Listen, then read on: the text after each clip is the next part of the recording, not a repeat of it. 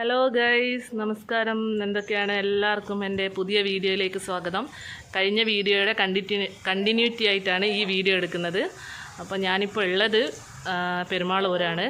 സുബേഷ് തിക്കോടി എല്ലാവർക്കും അറിയാം, സുപരിചിതനാണ്. അതിലുപരി നമ്മുടെ സമീർ എന്ന സിനിമയുടെ ക്യാമറാമാൻ കൂടിയാണ്. അപ്പോൾ ആ ഒരു സിനിമ അത്ര പെട്ടെന്നൊന്നും ആരും മറക്കില്ല. സിനിമയിലേക്കാൾ കൂടുതൽ ആ സിനിമയുടെ പാട്ട് ഒരുപാട് ഹിറ്റായതാണ്. ആ പാട്ടൊക്കെ ഞാൻ സുജിലേച്ചി പാടിത്തരും. എൻ്റെ കൂടെ സുജിലേച്ചിയുണ്ട്.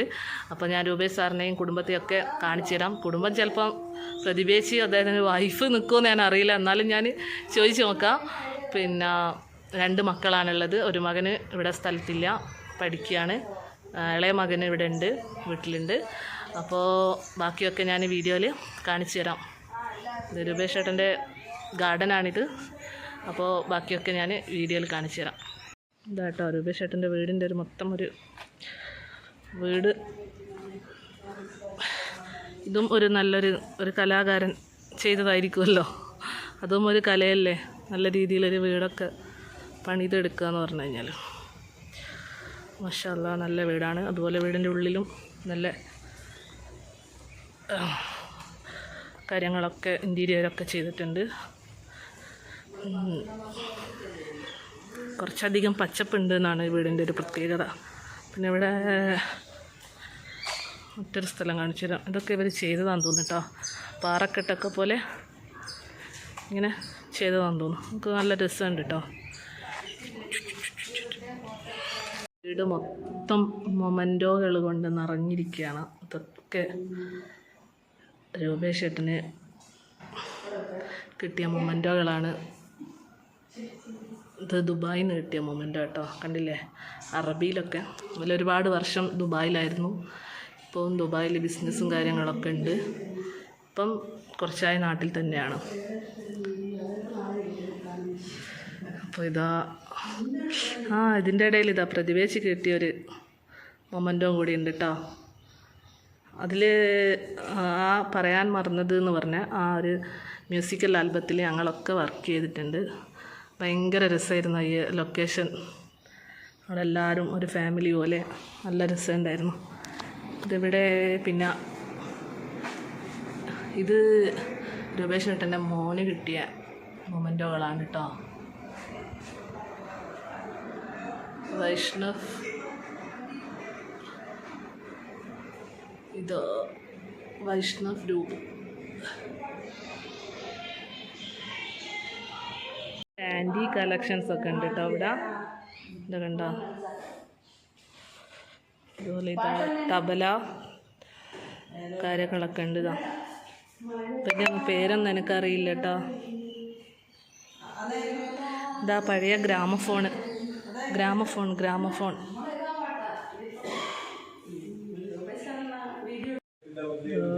രൂപേഷ് ഏട്ടൻ്റെ വീടിൻ്റെ ഉൾവശമാണിത്. ഭയങ്കര ഒരു എന്താ പറയുക, ഇവർ ഭയങ്കര ശ്രദ്ധയിൽ ചെയ്ത ഒരുപാട് വർക്കുകളും കാര്യങ്ങളൊക്കെയാണ്. അടിപൊളി വീടാണ്. ഇതൊക്കെ ഞാൻ നേരത്തെ കാണിച്ചു തന്നിട്ടില്ല എനിക്ക്. അടിപൊളിയല്ലേ?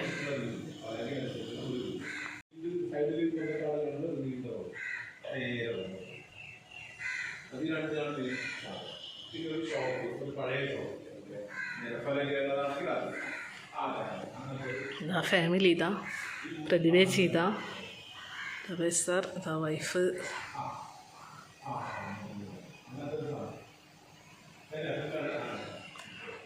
ദ ഹോൾ ഫാമിലി എല്ലാവരും. പിന്നെ പരിചയപ്പെട്ട സമയത്തൊക്കെ രൂപേഷ് സാറിനേനും ഞങ്ങൾ 2 വിളിക്കൽ. പക്ഷെ നമ്മളുമായിട്ടുള്ള ഒരു അടുപ്പം, ഒരു സ്നേഹം, ഒരു ഡയറക്ടർ എന്നതിലുപരി ഒരു സഹോദരനെ പോലെ, അല്ലെങ്കിൽ നമ്മളെയൊക്കെ ഒരു സഹോദരിമാരെ പോലെ കാണാൻ തുടങ്ങിയതിന് ശേഷം അത് പതുക്കെ സാറിൽ നിന്ന് ഏട്ടാന്നിലേക്ക് മാറിയതാണ്. അപ്പോൾ അതുകൊണ്ടാണ് അതങ്ങനെ വിളിച്ചു പോയത് കൊണ്ടാണ് പിന്നെയും രൂപേഷ് ഏട്ടെന്ന് വിളിക്കുന്നത്. അപ്പോൾ ഇനിയിപ്പോൾ ഞാൻ സുജലേച്ചി, ഹായ്. രൂപേഷ് ഏട്ടനെ പറ്റി പറയുകയാണെങ്കിൽ നല്ലൊരു അടിപൊളി കലാകാരനാണ്. കാരണം ആ ക്യാമറ ചലിപ്പിച്ചാൽ തന്നെ ആ വിഷ്വൽ കാണാൻ നമുക്ക് ഭയങ്കര രസമായിരിക്കും. ഞാൻ അദ്ദേഹത്തിൻ്റെ ഒരു സിനിമ കണ്ടിരുന്നു, സമീർ എന്ന് പറഞ്ഞിട്ട്. അദ്ദേഹം ചെയ്ത എല്ലാം തന്നെ ഞങ്ങളുടെ കൂട്ടത്തിൽ ഞങ്ങൾ ചെയ്ത അബിത അടക്കമുള്ള നിങ്ങൾ കണ്ടിട്ടുണ്ടാവും. അപ്പം അത് ആ മനസ്സിൽ ഉണ്ട് എവിടെ ക്യാമറ വെക്കണം അല്ല എന്ത് ചെയ്യണം എന്നുള്ളത്. അത് അടിപൊളി കലാകാരൻ. അപ്പോൾ സമീറിലെ എല്ലാവരുടെയും മനസ്സിൽ, ഒരു ശരാശരി മലയാളിയുടെ മനസ്സിൽ, അല്ലെങ്കിൽ അവരുടെ നാവിൽ മൂളിപ്പാടാത്ത ആൾക്കാർ കുറവായിരിക്കും. അത്രയും ഇഷ്ടപ്പെട്ട ആ ഒരു പാട്ട് 2 വരി സുജലേച്ചി പാടിത്തരും. ഓക്കെ. സമീർ സിനിമയിൽ വിദ്യാധരൻ മാസ്റ്ററാണ് ആ പാട്ട് പാടിയിരിക്കുന്നത്. അദ്ദേഹം അത് വളരെ അതിമനോഹരമായിട്ട് പാടിയിട്ടുണ്ട്. ഭയങ്കര രസമാണ് കേൾക്കുക. നിങ്ങൾ ആ ലിറിക്സൊക്കെ എന്ന് വെച്ചാൽ റഷീദ് പാറയ്ക്കൽ എന്ന് പറഞ്ഞ സാറ് ലിറിക്സ് എഴുതിയത് ഭയങ്കര രസമുണ്ട്. അപ്പോൾ അത് ഞാൻ പാടാം. മഴ ചാറും ഇടവഴിയിൽ നിഴലാടും കൽപ്പടവിൽ ചെറുപാലൻ കിളിയുടെ തൂവൽ പോൽ ഇളം മാമ്പ് പോൽ കുളിർക്കാറ്റ് പോലെ ചാരെ വന്നോളേ എൻ്റെ ചാരെ വന്നോളേ. സൂപ്പർ പാട്ട്. ആ പാട്ട് എല്ലാവരും എടുത്ത് കേൾക്കണം. വിദ്യാധരൻ മാസ്റ്റർ പാടുന്നതാണ്. അപ്പോൾ വേറൊരു സർപ്രൈസ് കൂടെ ഉണ്ട് വിദ്യാധരൻ മാസ്റ്റർ വെച്ചിട്ടുള്ളത്. അത് ഞാൻ പിന്നീട് അറിയിക്കാം. അപ്പോൾ ഇന്ന് രൂപേഷ് ചേട്ടൻ്റെ വീട്ടിൽ വന്നതിന് വേറൊരു ഉദ്ദേശം കൂടി ഉണ്ടായിരുന്നു. ഞങ്ങൾക്ക് സാറ് അവസാനമായിട്ട് ചെയ്ത ഒരു മ്യൂസിക്കൽ ആൽബം ഉണ്ട്, പറയാൻ മറന്നത്. അപ്പോൾ അതിൽ ഞങ്ങൾ 2 പേരും വർക്ക് ചെയ്തിട്ടുണ്ടായിരുന്നു. അപ്പോൾ ആ ഒരു അതിൽ വർക്ക് ചെയ്തതിൻ്റെ അടിസ്ഥാനത്തിൽ ഞങ്ങൾക്ക് 2 പേർക്കും ഓരോ മൊമെൻറ്റോ ഒക്കെ ഉണ്ടായിരുന്നു. അത് വാങ്ങാൻ വേണ്ടിയിട്ടായിരുന്നു ഇങ്ങോട്ടേക്ക് വന്നത്. അപ്പോൾ യാദൃശ്ചികമായിട്ട് ആ മൊമെൻറ്റോ വേറെ സാറിന് സുഹൃത്തിൻ്റെ വീട്ടിലാണുള്ളത്. അപ്പോൾ പിന്നീട് ഒരു ദിവസം ഞങ്ങൾ വന്നിട്ട് അത് വാങ്ങുന്നതായിരിക്കും. ഇനി രൂപേഷ് ചേട്ടനെ പരിചയപ്പെടുത്തി തരാം. ഓക്കെ. രൂപേഷ് ചേട്ടാ നമസ്കാരം. ഞാൻ വലിയ ഇൻട്രൊഡക്ഷൻ ഒക്കെ കൊടുത്തിട്ടുണ്ട്. പിന്നെ സമീറിലെ പാട്ടൊക്കെ ഇവിടെ സുജലേച്ചി പാടിക്കൊടുത്തിട്ടുണ്ട്. പിന്നെ അത് സംഭവിച്ച് പിന്നെ നിങ്ങൾ അനുവാദം ഇല്ലാണ്ട് നിങ്ങളെ വീടിന്റെ വീഡിയോസ് എടുത്ത് നേരത്തെ വന്നപ്പോൾ നമുക്ക് വീട്ടിലുള്ളൊരു സ്വാതന്ത്ര്യത്തെ പറ്റി ഇപ്പം പുറത്തുള്ള ആൾക്കാർക്ക് മനസ്സിലായി കാണും. അപ്പോൾ അത് ഞാൻ പറഞ്ഞു. കാരണം എന്ന് വെച്ചാൽ ഇയാൾ വന്ന സമയത്തൊക്കെ പരിചയപ്പെട്ട സമയത്തൊക്കെ രൂപേഷ് സാറിന് വിളിക്കല്. പക്ഷേങ്കിൽ എന്താ പറയുക, അടുത്തപ്പോൾ ഒരു സഹോദരനെ പോലെ അങ്ങനെയൊക്കെ തോന്നിയതിന് ശേഷം പിന്നെ അത് മെല്ലെ രൂപേഷ് ചേട്ടാന്നായി. എന്തെങ്കിലും പ്രൊജക്റ്റ് നടക്കുമ്പോൾ മാത്രം രൂപേഷ് സാർ എന്ന് ആൾക്കാരുടെ മുന്നിൽ നിന്ന് വിളിച്ച് പിന്നെ ഏട്ടനായി മാറിയതാണ്. അപ്പോൾ എൻ്റെ ചാനലിൽ ഇടാൻ വേണ്ടിയിട്ടാണ് ഈ വീഡിയോ എടുക്കുന്നത്. അപ്പോൾ ഒരു 1-2 വാക്കുകളൊക്കെ ഞാൻ ചില കാര്യങ്ങളൊക്കെ ചോദിക്കും. അപ്പോൾ രൂപേഷ് ചേട്ടൻ അതിനുള്ള മറുപടിയൊക്കെ പറയണം. ഓക്കെ. അപ്പോൾ ഞാൻ ചോദിക്കുകയാണ്, രൂപേഷ് ചേട്ടൻ എനിക്കറിയുന്ന രൂപേഷ് ചേട്ടൻ ക്യാമറാമാൻ മാത്രമല്ല സംവിധായകനും എഴുത്തുകാരനൊക്കെയാണ്. അപ്പോൾ ഈ ഒരു ഫീൽഡിലേക്ക് വന്ന ഒരു ഇതൊക്കെ ഉണ്ടാവുമല്ലോ, എന്തെങ്കിലും കുറച്ചൊരു കാര്യങ്ങളൊക്കെ ഒന്ന് പറഞ്ഞുതരോ? അത് ഒന്ന് ഞാൻ ബേസിക്കലി ആദ്യം നാടകമായിരുന്നു നാട്ടിൽ നിന്നുള്ള സമയത്ത്. അപ്പം നാട്ടിൽ നിന്ന് നാടകത്തിലെല്ലാം സജീവമായിട്ട് നാടകം പഠിപ്പിക്കാൻ സ്കൂളിലൊക്കെ അങ്ങനെയൊക്കെ പോയിക്കൊണ്ടിരുന്നു ചെറിയ രീതിയിൽ. പിന്നെ ഗൾഫിലെത്തി. പിന്നെ ഗൾഫിലെ പ്രത്യേക സാഹചര്യത്തിൽ ആദ്യമൊന്നും അങ്ങനെ ഇടപെടാൻ പറ്റിയിരുന്നില്ല. പിന്നീട് അവിടെയുള്ള നാടകങ്ങളിലേക്ക് വീണ്ടും സജീവമായി തുടങ്ങി. അങ്ങനെ അൽനാസർ ലെഷർലാൻഡ് പോലുള്ള ഫുജേറ, ഷാർജ, ദുബായ് അങ്ങനെയുള്ള കുറേ സ്ഥലങ്ങളിൽ നാടകങ്ങൾ അവതരിപ്പിക്കാൻ പറ്റി. അപ്പം ആ നാടകങ്ങളിൽ നിന്ന് പിന്നീട് എൻ്റെ ഒരു എന്താ പറയുക, പെട്ടെന്നാണ് ക്യാമറയുടെ മേഖലയിലേക്ക് മാറിയത്. സത്യത്തിൽ അതൊരു പാഷനായിട്ട് ആദ്യം ഉണ്ടായിരുന്നു. പക്ഷെ ഒരിക്കലും ആ ഒരു മേഖലയിലേക്ക് എത്തുമെന്ന് ഞാനും പ്രതീക്ഷിച്ചിരുന്നില്ല. അതൊരു ആക്സിഡന്റലി വന്ന സംഭവമാണ്. അതെ, തീർച്ചയായിട്ടും അങ്ങനെയാണത് ക്യാമറയുടെ ഒരു ഫീൽഡിലേക്ക് വന്നത്. അങ്ങനെ പിന്നെ ആയിരിക്കും അവിടെ ഒരു മൊറോക്കൻ ലേഡി ഉണ്ടായിരുന്നു. അവരായിരുന്നു എനിക്ക് ക്യാമറയുടെ കുറേ കാര്യങ്ങൾ അഡ്വൈസ് ചെയ്ത് തന്നതും ഒക്കെ ആയിട്ട്. അപ്പോൾ അവർ തന്നൊരു കരുത്തുണ്ടായിരുന്നു. അപ്പോൾ അതിൻ്റെ ഒരു ഇൻട്രസ്റ്റ് പ്രകാരം ഞങ്ങളെ സുഹൃത്തുക്കളെല്ലാവരും ചേർന്ന് കുറച്ച് ഷോർട്ട് ഫിലിമുകളിൽ തുടങ്ങി. അപ്പോൾ പിന്നീട് പതുക്കെ സ്ക്രിപ്റ്റിംഗ് എല്ലാമായി. പിന്നെ അതിൻ്റെ ഡയറക്ഷൻ ചെയ്തു. അങ്ങനെ നിരവധി നാഷണൽ ഇൻ്റർനാഷണൽ ലെവലിലുള്ള കുറേ അത്തരം മത്സരങ്ങളിലൊക്കെ പങ്കെടുത്ത കുറേ ഷോർട്ട് ഫിലിമുകൾ ചെയ്തിട്ടുണ്ട്. കുറേയൊക്കെ വിൻ ചെയ്തിട്ടുണ്ട് അത്തരം മേഖലകളിൽ പലതും. അത് ഞാൻ അവാർഡുകളൊക്കെ ഞാൻ എടുത്തു വെച്ചിട്ടുണ്ട് ഒരുപാട്. ഇവിടെ ഇനിയും എനിക്ക് തോന്നുന്നത് വെക്കാൻ ഇനിയും സാധനങ്ങളുണ്ട് എന്നാണ്. ഷെൽഫൊക്കെ ഫുള്ളാണ് കാര്യങ്ങളൊക്കെ. അപ്പോൾ പിന്നെ ഞാൻ ഒന്ന് ചോദിക്കുകയാണ്, ഫാമിലി വൈഫ്, 2 കുട്ടികൾ, ആൺകുട്ടികളാണ്. ഒരാളിപ്പോൾ അബ്രോഡ് പഠിക്കുന്ന UK-ലാണ്, മറ്റേ ആൾ ഇവിടെ തന്നെ തന്നെ +1 നിൽക്കുന്നു. പിന്നെ ദുബായ് നിങ്ങൾ ഫാമിലി ആയിട്ട് ഒരുപാട് കാലം ദുബായിലായിരുന്നല്ലോ. തന്നെയായിരുന്നു. ഇനി തിരിച്ചു പോകാൻ വല്ല പ്ലാനും? പോകും, തീർച്ചയായിട്ടും പോകും. ഒന്ന് പോയി ഇനിയിപ്പോൾ അങ്ങനെ ഇത്രയും നാള് കൂടുതൽ സമയം അവിടെയും കുറച്ച് സമയം ഇവിടെയായിരുന്നു. ഇനി അതിനെ നേരെ തിരിച്ച് കുറച്ച് സമയം അവിടെയും കൂടുതൽ സമയം ഇവിടെയും എന്നുള്ള രീതിയിലേക്ക് അങ്ങനെയൊക്കെയാണ് കാര്യങ്ങൾ അല്ലേ. ഇനി പിന്നെ സെമീറാണോ ചെയ്ത സിനിമ? സെമീറാണ്. പിന്നെ ഒരു തെലുങ്ക് സിനിമ ചെയ്തിരുന്നു, പിന്നെ റോറിന്ന് പേരായിട്ടുള്ള. ഏറ്റവും കൂടുതൽ ശ്രദ്ധിക്കപ്പെട്ടത് സെമീറാണ്. സെമീർ ആ സമയത്ത് 4ഓളം ക്രിട്ടിക്സ് അവാർഡുകൾ നേടിയിട്ടുണ്ടായിരുന്നു. നല്ല രീതിയിൽ ചർച്ച ചെയ്യപ്പെട്ട സിനിമയായിരുന്നു സെമീർ. രൂപേഷ് സാറിന്റെ വീട് ഭയങ്കര ട്രഡീഷണൽ ആയിട്ട് കാണുന്നത്, അതിനുള്ളൊരു ക്രേസ് എങ്ങനെയാണ്? അത് പിന്നെ അത് മുമ്പേ വീട് എന്നുള്ളത് നമ്മളെല്ലാം ഒരു ആഗ്രഹമാണല്ലോ. നമ്മളുടെ ഒരു എന്താ പറയാ, നമുക്ക് വൺ ടൈം നമുക്ക് എത്തിപ്പെടേണ്ട ഒരു സാധനമാണ്, അല്ലെങ്കിൽ നമ്മളെ ഒരു ആഗ്രഹ പൂർത്തീകരണത്തിന്റെ സാധനം. അപ്പൊ ആദ്യമേ ഉള്ളൊരു കൺസെപ്റ്റ് അങ്ങനെയായിരുന്നു. അത് കണ്ടംപററിയോട് ഉള്ളൊരു വിദ്വേഷമോ ദേഷ്യമോ അല്ലെ അത്തരം ഇതിനോടുള്ള ഒന്നുമല്ല. പക്ഷെ എനിക്ക് ഞങ്ങളുടേതായ ഒരു വീട് വെക്കുമ്പോൾ ഇങ്ങനെ ആയിരിക്കണം എന്നുള്ളതാണ് ഉദ്ദേശിച്ചത്.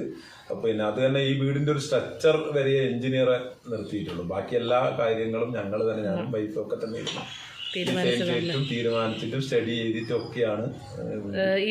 ഈ വീട് എത്ര വർഷമായി? ഇപ്പം 13 വർഷമായി. 13 വർഷമായില്ലേ? പക്ഷെ എനിക്ക് തോന്നുന്നത് നിങ്ങളെ ഒരു എന്താ പറയണ്ടേ, ഒരു കൊണ്ട് നടക്കൽ കൊണ്ട് 13 വർഷമായി എന്നൊന്നും കണ്ടാൽ പറയൂല്ലോ കേട്ടോ. ഞാൻ പിന്നെ വീട് എപ്പം വന്നാലും ഞാൻ വീടിൻ്റെ ഉള്ളിൽ കയറിയിട്ടൊക്കെ വീഡിയോ എടുക്കും. ഭയങ്കര രസമാണ് വീടിൻ്റെ ഉള്ളിലൊക്കെ. ഇതൊക്കെ എന്താ പറയുക, നല്ലൊരു എനിക്ക് തോന്നുന്നതൊരു പിന്നെ ഇതുമാത്രമല്ല, കലയിൽ കൂടെ കൂടുതലൊരു ഇങ്ങനത്തെ ഡിസൈനൊക്കെ അതിനോടും എനിക്ക് തോന്നുന്ന താല്പര്യം ഉണ്ട് എന്നാണ്. അങ്ങനെ ഉള്ള ആളുകൾക്കാണ് ഇത്രയും, ബാക്കിയൊക്കെ നമ്മുടെ പ്ലാൻ തന്നെയാണെന്നല്ലോ പറയുന്നത്. അപ്പോൾ ഇതിന്റെ ഓരോ മുക്കും മൂലയും ഒക്കെ നമ്മളുടെ ഒരു എഫേർട്ടും കൂടി ഉണ്ടാവണം. അത് ആദ്യമേ അങ്ങനെ, അതുകൊണ്ട് നമുക്ക് എപ്പോഴും നമുക്ക് ഫ്രഷ് ആയിരിക്കും എപ്പോഴും. നമ്മള് കഴിഞ്ഞാൽ പിന്നെ നമ്മളൊരു വീട് എന്ന് പറഞ്ഞാൽ അത്രയും ഇമ്പോർട്ടന്റ് ആണല്ലോ. തീർച്ചയായും നമുക്കൊരിക്കലും ബോറടിക്കാൻ പാടില്ല നമ്മൾ താമസിക്കുന്ന ഇടം എന്നുള്ള ഒരു കൺസെപ്റ്റ് ഉണ്ട്. അങ്ങനെ ആയിരിക്കണം എപ്പോഴും. രൂപേഷ് ചേട്ടൻ്റെ കൂടെ ഞാനും സുജലേച്ചിയൊക്കെ 2 ഷോർട്ട് ഫിലിമിൽ വർക്ക് ചെയ്തിട്ടുണ്ട്. സുജലേച്ചി 3, ഞാൻ 2 ഷോർട്ട് ഫിലിമിൽ വർക്ക് ചെയ്തിട്ടുണ്ട്. പിന്നെ അതിനൊക്കെ മൊമെൻറ്റോ കാര്യങ്ങളൊക്കെ ഒരുപാട് എനിക്ക് സന്തോഷമായിട്ടുള്ള കാര്യമായിരുന്നു. ഒന്ന് ആബിദ ഷോർട്ട് മൂവി, പിന്നെ അത് കഴിഞ്ഞൊരു മ്യൂസിക്കൽ ആൽബം പറയാൻ മറന്നതാണ് ഞങ്ങൾ ലാസ്റ്റ് ചെയ്ത, ഞങ്ങളെല്ലാവരും കൂടി ചെയ്തിട്ടുള്ളത്. അത് ലൊക്കേഷനൊക്കെ എന്ന് പറഞ്ഞാൽ ഭയങ്കര രസമാണ്. എന്താ പറയുക, അന്നേരം സമയത്തൊന്നും ഞാനങ്ങനെ യൂട്യൂബിലൊന്നും അങ്ങനെ സജീവമല്ല. അതൊക്കെ ലൊക്കേഷൻ എന്നൊക്കെ പറയുകയാണെങ്കിൽ നമ്മളൊരു കുടുംബം പോലെ ഭയങ്കര രസമായിട്ടുള്ള കുറേ നിമിഷങ്ങളൊക്കെ ഉണ്ടായതാണ്. അപ്പോൾ ഇപ്പം വീണ്ടും ഞങ്ങളൊക്കെ ഒരുമിച്ച് കണ്ടു. അപ്പോൾ ഒരു പ്രതീക്ഷ ഉണ്ട്, എന്ത് സാറിനെ കണ്ടതിന് ശേഷം അടുത്ത എന്തെങ്കിലും ഒന്ന് പെട്ടെന്ന് തന്നെ വരും എന്നൊരു പ്രതീക്ഷ ഉണ്ട്. രൂപേഷ് ചേട്ടാ, പ്രതീക്ഷിക്കാവോ? തീർച്ചയായിട്ടും. അതാണ് ആ വാക്കുകൾ കേൾക്കുമ്പോ സുജലേച്ചി ഒരു സന്തോഷം ഉണ്ട് അല്ലേ? വീണ്ടും ഞങ്ങൾക്ക് ഞങ്ങളെ കുടുംബത്തിലേക്ക് വീണ്ടും ഒന്നും കൂടിയും ചേരാൻ പറ്റും എന്നൊരു ഉറപ്പുകൂടി ലൊക്കേഷനിൽ എത്തുമ്പോൾ തന്നെ ഒരു പോസിറ്റീവ് എനർജി. സംവിധായകനായും ഒരു ക്യാമറാമാനായും ഇരിക്കുന്ന ആ ഒരു എല്ലാ മെന്റൽ പ്രഷറും ഉള്ള സ്ഥിതിക്ക് പോലും കോമഡി പറയാം അവിടെയാണ് ആ ഒരു ക്യാമറ ഓണായി കഴിഞ്ഞാൽ പിന്നെ ഒരു എന്താ പറയണ്ടേ, ഒരു കോംപ്രമൈസും ഇല്ല. പിന്നെ കാണുന്ന രൂപേഷ് ചേട്ടാ, പിന്നെ രൂപേഷ് സാറിലേക്ക് മാറും. പിന്നെ അങ്ങോട്ടേക്ക് അടുക്കാൻ പേടിയാണ്. ഇറങ്ങുമ്പോ ഭയങ്കര ജനശ്രദ്ധ പിടിച്ചു. ഞങ്ങളുടെ ആബിദ എന്ന് പറയുന്ന ഷോർട്ട് ഫിലിം തന്നെ നിങ്ങൾ കണ്ടിട്ടുണ്ടാവും. 5 ലക്ഷത്തെ കവിഞ്ഞു ഇപ്പൊ. അപ്പോൾ ഇതൊക്കെ തന്നെ എന്താണ്, വർക്കിന്റെ ഡെഡിക്കേഷനാണ്. ശരിക്കും ആ ഒരു ഡെഡിക്കേഷൻ പഠിക്കാനാണ് ഞങ്ങളിങ്ങനെ കൂടിയിരിക്കുന്നത്. അപ്പോൾ ഉടൻ തന്നെ സാറിൻ്റെ ഉറപ്പൊക്കെ കിട്ടിയിട്ടുണ്ട്. ഉടൻ തന്നെ അടുത്തത് എന്തായാലും വരും. അപ്പോൾ ചാനൽ എല്ലാവരും കാണണം, സബ്സ്ക്രൈബ് ചെയ്യണം. പിന്നെ ഈ വീഡിയോ നിങ്ങൾ സ്കിപ്പ് ചെയ്യാതെ മുഴുവനും കാണണം. പിന്നെ ബാക്കി ഇനി പുതിയ വിശേഷങ്ങളൊക്കെ ആയിട്ട് ഞങ്ങളെ കൂട്ടുകെട്ടിൻ്റെ കഥകൾ ഇങ്ങനെ തുടർച്ചയായിട്ട് വന്നുകൊണ്ടേയിരിക്കും. അപ്പോൾ എല്ലാവർക്കും നല്ലൊരു ദിവസം നേരുന്നു. അടുത്ത വീഡിയോയുമായി ഉടൻ തന്നെ വരും. ടാറ്റാ.